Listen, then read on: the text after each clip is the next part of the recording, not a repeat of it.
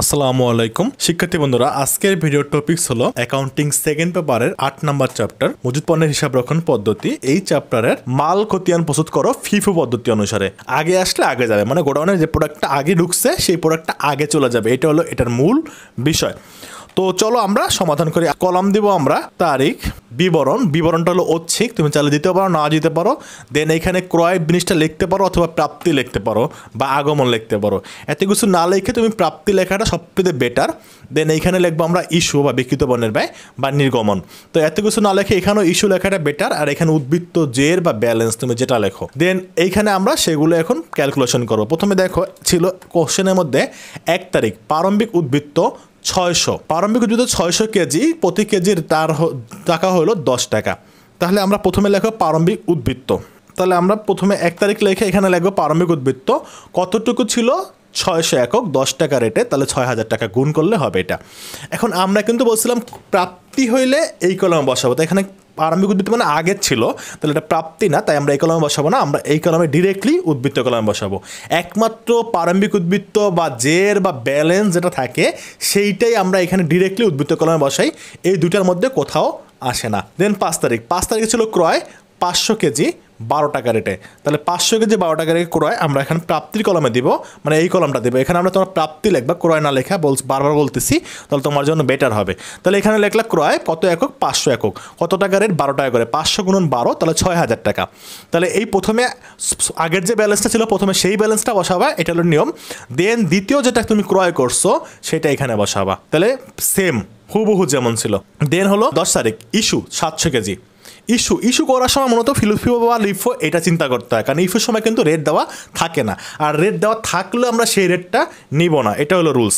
তাহলে ইস্যু কত, ইস্যু হইলো 700 একক বলছিল, তাহলে 700 একক কিন্তু আমরা নিতে পারতেছি না, কারণ প্রথমে আমাদের প্রথম প্রোডাক্টটা শেষ করতে হবে, কারণ এটা করতেছি FIFO, first in first out. তাহলে আমাদের প্রোডাক্ট ব্যবসা প্রতিষ্ঠানে ছিল প্রথমে 600 একক, মানে আগের জেটটা আগে শেষ করতে হবে, তারপরে যেটা কিনছো সেটা শেষ করতে হবে।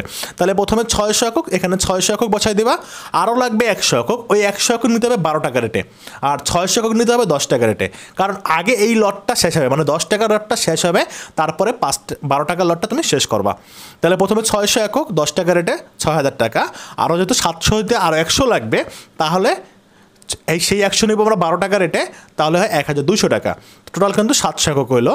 আর এইখানে তাহলে থাকে কোনটা, এটার থাকে না, আর এই 12 টাকা রেট থেকে থাকে 400 একক, কারণ 100 একক তুমি ইস্যু করে দিয়েছো, মানে চলে গেছে প্রতিষ্ঠান থেকে।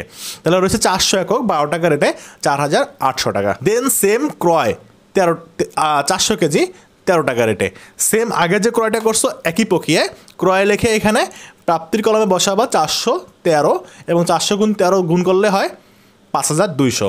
দেন আগের ব্যালেন্স যেটা ছিল এটা প্রথমে বসাবা, দেন এই ব্যালেন্সটা মানে এই পুরোটা হুবহু এখানে বসাই দেবা। দেন শেষ 20 তারিখের পরে দেখো আছে 27 তারিখ ইস্যু 600 কেজি, তাহলে 600 কেজি তোমাকে ইস্যু করতে হবে। এখন আগে দেখো ভাবো কি আছে, দেখো এখানে আছে 400, তাহলে দুইটা আছে, একটা হলো 12 টাকা রেট, একটা 13 টাকা রেট, দুইটা রেট ভিন্ন ভিন্ন, তাই একসাথে লেখা হয় নাই। তো এইখানে কি করতে হবে, প্রথম প্রোডাক্টটা শেষ করতে হবে, তাই প্রথমে তুমি 400 হুবহু বসাই দিলা, যেহেতু 600 লাগবে তাই পরের যে 400 আছে, মানে এই যে 13 টাকা রেট যে 400 আছে এখান থেকে তোমাকে 200 দিতে হবে, তাহলে 200 13 টাকা রেট 2600। তাহলে এখন রইল কোনটা, এই প্রোডাক্টটা 12 টাকা রেটের প্রোডাক্টটা কিন্তু নাই, রয়েছে তাহলে এই 13 টাকা প্রোডাক্ট থেকে 200 একক, তাহলে এখানে 200 একক 13 টাকা, তাহলে গুণ করলে হয় 2600 টাকা। দেন 30 তারিখ পরিবহনে বিনষ্ট 20 কেজি। পরিবহনে বিনষ্ট মানে পরিবহন করার সময় প্রতিষ্ঠানের প্রোডাক্ট আসার সময় সেই প্রোডাক্ট মানে ওই প্রোডাক্ট থেকে কিছু নষ্ট হয়ে গেছে, তাহলে এইটা কিন্তু ইস্যু। মোট কথা প্রতিষ্ঠানে চলে গেছে, কেমনে চলে গেছে, ওই প্রোডাক্টটা হুবহু আসে নাই, প্রতিষ্ঠানে আসতো, এক কথায় প্রতিষ্ঠানে আসে নাই, নষ্ট হয়ে গেছে, নষ্ট মানে চলে গেছে। তাহলে চলে গেলে তোমাকে সেটা কি করতে হবে, ইস্যুর ঘরে দিতে হবে।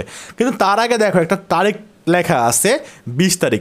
নর্মালি কিন্তু আমরা ইস্যুর সময় কোনো তারিখ মানে কোনো রেট অ্যালাউ করি না, কিন্তু পাশে যেহেতু লেখা আছে 20 তারিখে ক্রয়কৃত, তাহলে 20 তারিখে কত করে কিনছিলাম 13 টাকা রেটে, তার মানে এখানে ইস্যু করতে হলে সেখানে আমাদের 13 টাকা রেটই দিতে হবে, কারণ যদি পাশে মনোযোগ দেওয়া বড় পাশে এরকম লেখা থাকে অমুক তারিখে ক্রয়কৃত, অমুক তারিখ ইস্যুকৃত, তাহলে ওই রেট অনুসারে তোমাকে কাজ করতে হবে।